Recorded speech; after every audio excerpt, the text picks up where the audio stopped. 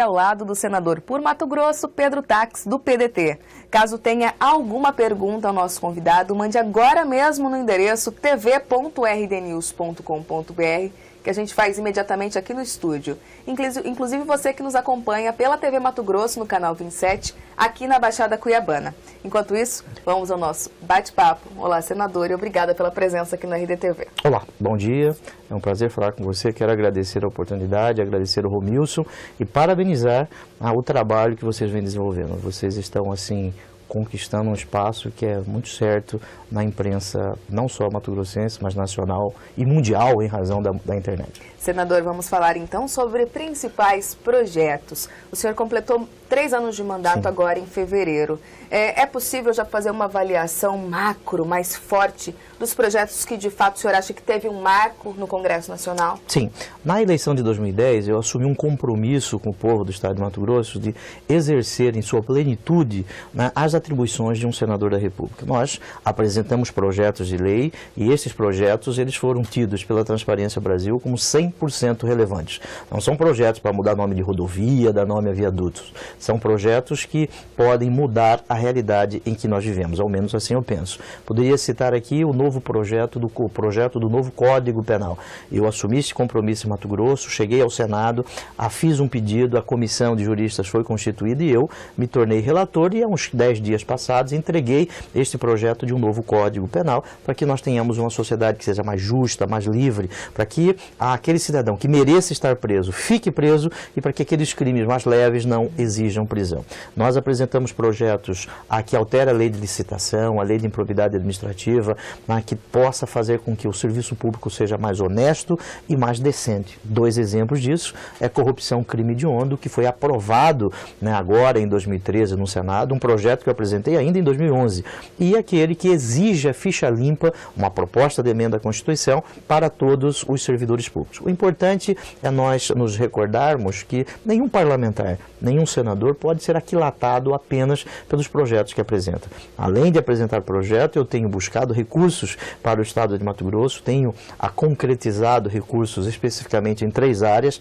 saúde, educação e segurança, porque eu vejo que estas 3 áreas possam construir a dignidade do cidadão. Estrada é muito importante, eu tenho trabalhado também nesta questão, mas saúde, educação e segurança é para tratar gente com respeito, com dignidade. Quanto que o senhor já conseguiu por meio das emendas? Sim, cada senador tem 15 milhões de emendas parlamentares por ano. Este ano eu consegui empenhar 67% das emendas, é um valor razoável dentre outros senadores e outros parlamentares da Câmara Federal. Eu fiz um levantamento de 2002 para cá, este é um valor interessante. E nós conseguimos, através do chamado Plano Taques, eu divido as emendas parlamentares tendo em conta os municípios com menor índice de desenvolvimento humano, independente do número de votos que ali eu tive. Aqui em Cuiabá, eu tive 213 mil votos. Eu não poderia destinar as emendas só para Cuiabá. Nós conseguimos recursos para o pronto-socorro de Cuiabá, conseguimos recursos para o projeto do Porto aqui em Cuiabá, mas eu também destinei recursos para os municípios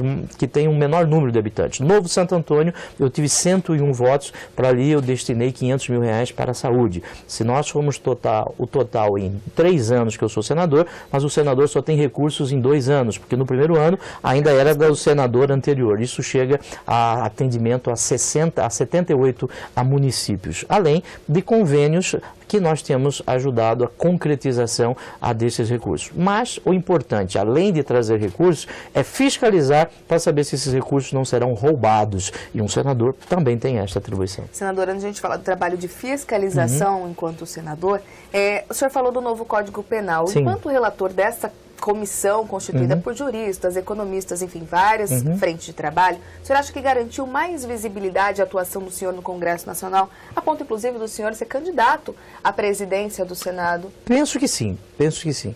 Além dessa questão do Código Penal, como você fez referência, eu fui o autor do pedido que foi constituída uma comissão de economistas, de advogados, médicos, para debater o chamado Pacto Federativo, para que nós tenhamos mais recursos para os municípios e para os estados, no que se denomina de uma nova reforma tributária. Eu fui o autor deste pedido para que nós possamos efetivamente deixar os prefeitos com tranquilidade, sem que eles, prefeitos, fiquem fiquem de pires na mão, pedindo dinheiro para deputado federal, para senador, sem que deputados e senadores possam escravizar os prefeitos. Porque o que existe muito é parlamentar despachante do orçamento da União. O que é isso? Trata da emenda, depois indica a empreiteira, depois o irmão passa para resolver a situação. No meu caso, eu retirei tudo isso, como não existem intermediários, nas audiências públicas é o cidadão, junto com o município, que decide onde os recursos serão aplicados. Esta discussão sobre o Pacto Federativo, vejo que seja a causa que nós precisamos sim debater. Em razão desse trabalho, eu fui candidato a presidente do Senado. Para mim foi uma alegria bem representar Mato Grosso no Senado e concorrer à eleição. Porque muitas pessoas diziam assim, mas você vai perder a eleição.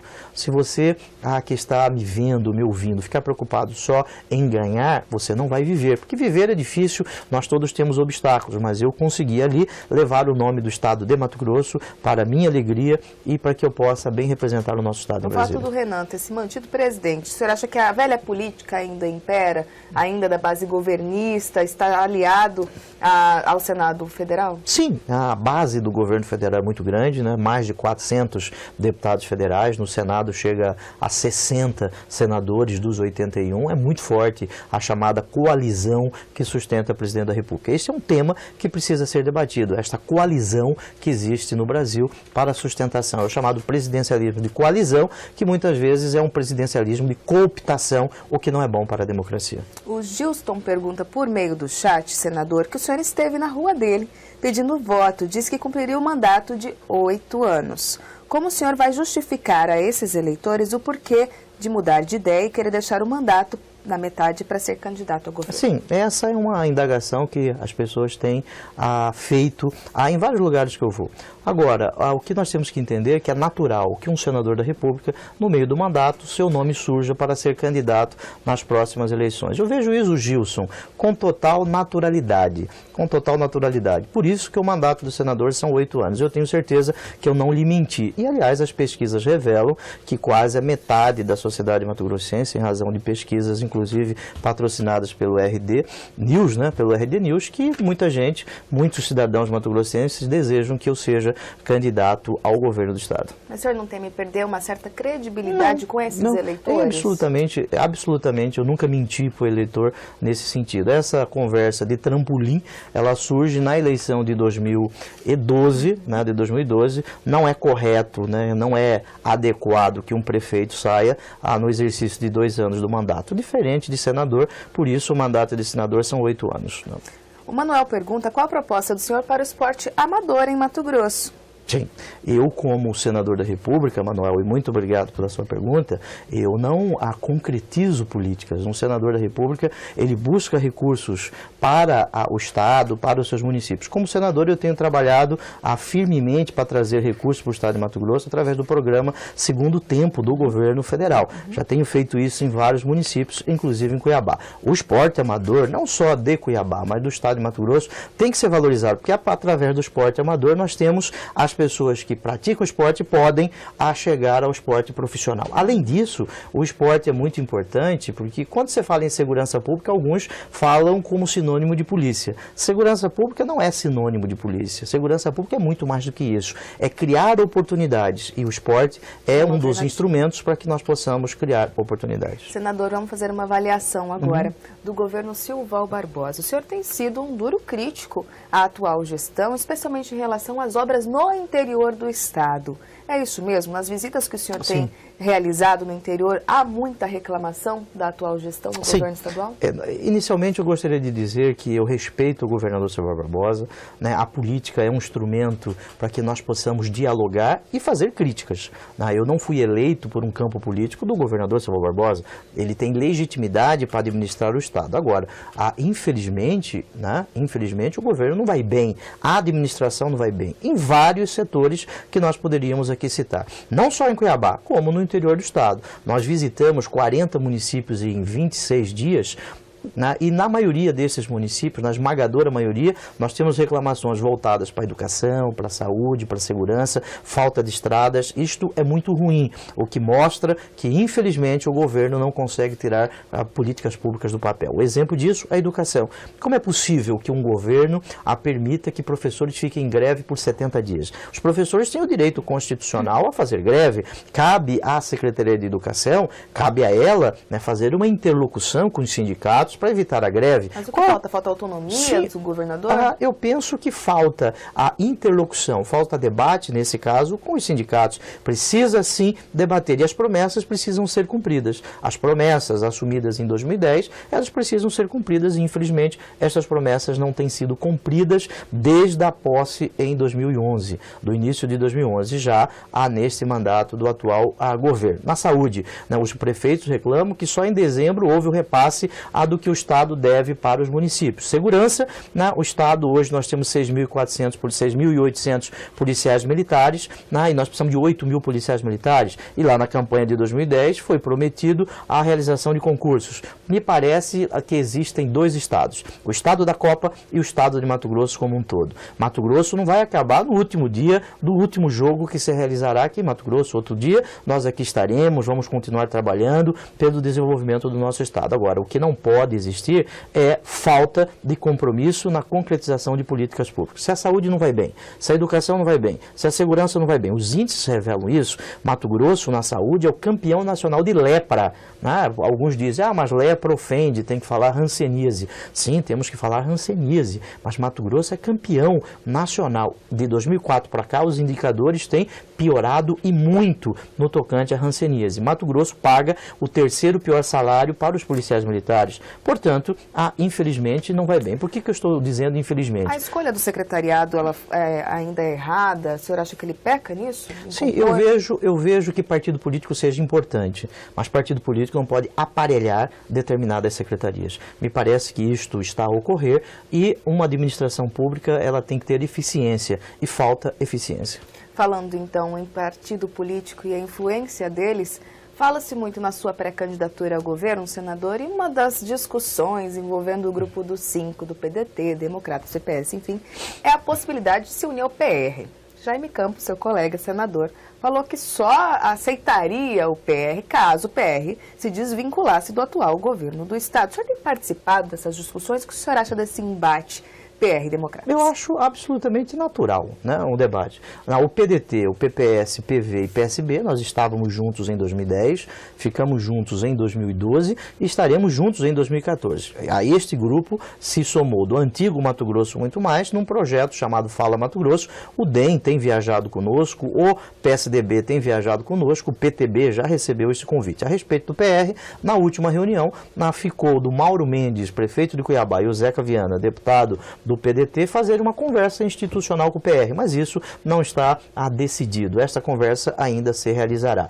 Só o ditador chega ao poder sem fazer coligações, sem fazer alianças. Você precisa fazer alianças com fundamento em programas, em princípios, e o nosso grupo está construindo isso. A respeito do PR, estas conversas serão feitas pelo prefeito Mauro Mendes, Zeca Viana, e institucionalmente com a direção do PR. Não causaria um estranhamento até para os eleitores do PDT essa união com o PR, senador, uma vez que faz hoje parte da base do governo Silval e de repente se alia à possível oposição? Isso ainda não está definido.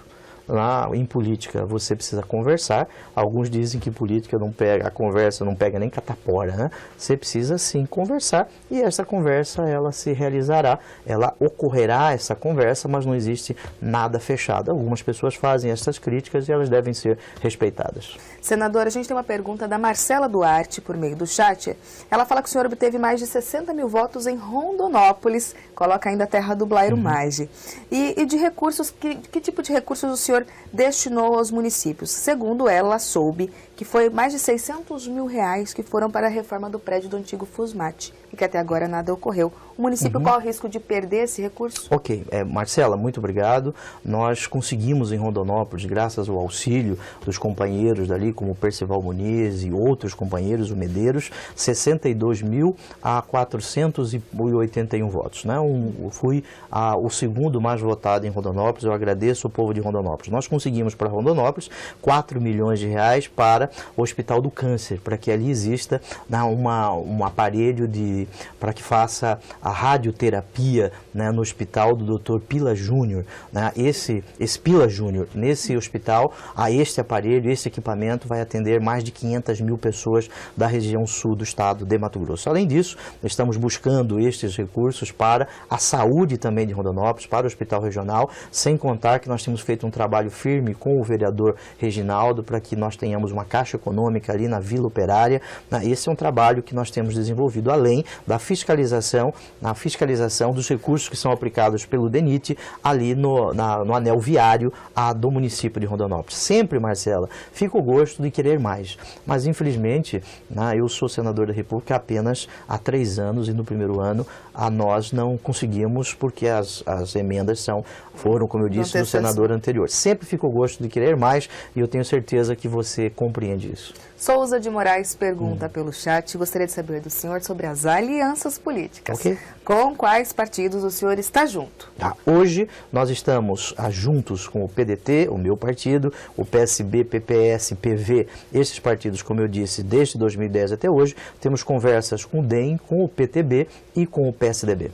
PT, senador, a gente viu a presença da presidente Dilma na semana passada aqui em Mato Grosso. Há menos de 6 meses ela já tinha vindo para inaugurar a ferrovia lá em Rondonópolis. As articulações, é possível que o PDT tenha articulações aí com o governo Dilma para garantir uma base de sustentação forte para as eleições desse ano? Sim, o PDT nacionalmente ele vai decidir agora, no mês de agosto, se permanecerá na coalizão que sustenta o presidente da República e você vai buscar outro caminho.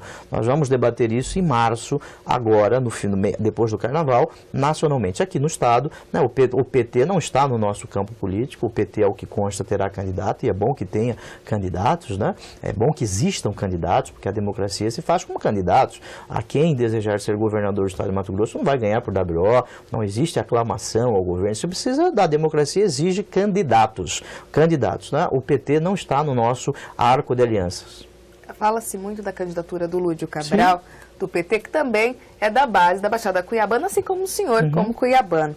Acredita que essa disputa pode ser mais acirrada pelos votos do maior colégio eleitoral do Estado? Sim, Cuiabá é o maior colégio eleitoral do Estado, agora o Estado de Mato Grosso não se resume a Cuiabá. Nós temos outros municípios, nós temos que respeitar, inclusive, os municípios menores, como Rondolândia, como Araguainha, Araguaiana, municípios que eu já visitei. É importante que nós tenhamos candidatos, a eleição ainda está longe, muita coisa pode acontecer, nós temos que dar tempo ao tempo. Falando em governo federal e possível aliança com o governo Dilma, a avaliação que o senhor faz do governo Dilma, acredita que ela tenha vindo aí da base do Lula, com os programas de assistência social e tudo mais, ou tem engrenado sozinha sem esse vínculo à imagem do ex-presidente? Sim, nós temos que nos recordar que ninguém faz nada sozinho, ninguém criou o Brasil em 2002. Antes de 2002, nós tivemos a estabilização da moeda, temos que ressaltar a importância do governo Itamar Franco, do governo Fernando Henrique, porque houve a estabilização da moeda, agora o real completando já um determinado ciclo. O governo Lula, houve aí um céu de brigadeiro na economia internacional, houve sim a concretização de políticas públicas através de projetos como o Bolsa Família, que tem que ser ressaltado a importância do Bolsa Família. Agora nós temos que comemorar as pessoas que saem do Bolsa Família, não aquelas que entram no Bolsa Família. Este é um ponto positivo. Agora, existem alguns pontos que nós precisamos sim debater. Eu cito aqui por que construir o trem-bala que ligará Rio de Janeiro a São Paulo por 42 bilhões de reais e não construir a FICO, Ferrovia de Integração do Centro-Oeste, a 4 bilhões e 700 milhões de Campo Norte em Goiás a Lucas. Portanto, eu sou contrário a este tipo de projeto que ligue o Rio de Janeiro a São Paulo, enquanto o Mato Grosso está ajudando muito o Brasil precisa ajudar mais ainda o Estado de Mato Grosso. Existem muitas promessas,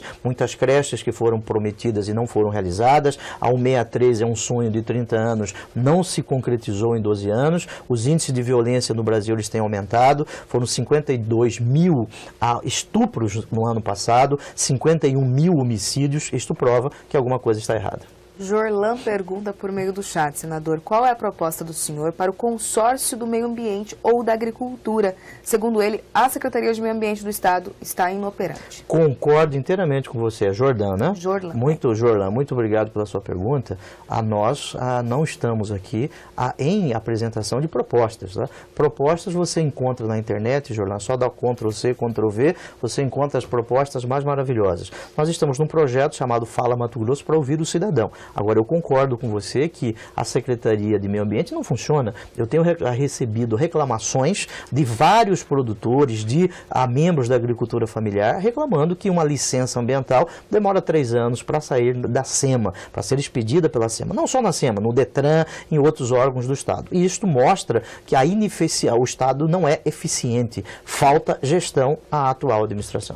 O Zé Paulo, quando a gente colocou a matéria falando que o senhor vinha ao programa, comentou no blog do portal RD News a seguinte situação, que até ontem o senhor falava que o Blairo Maggi era ladrão e hoje corre atrás do apoio político do senador Blairo Maggi, ex-governador. Essa situação procede? Como é o nome dele? Zé Paulo. Zé Paulo. Pode tudo pelo poder? Muito obrigado pela sua pergunta. Não pode tudo pelo poder. Eu não vou fazer acordo com o diabo para poder fazer a obra de Deus. Eu nunca chamei o senador Maggi de ladrão. Se você encontrar isso, me mande que eu nunca chamei o senador Maggi de ladrão. Eu fiz críticas ao governo Maggi, dos indicadores, e nós temos que assumir a realidade que essas críticas são críticas construtivas que precisam ser feitas. Eu tenho absoluta certeza que o senador Maggi compreende essas críticas, né? Críticas ao governo que ele fez, que existiram avanços, mas também existiram pontos negativos.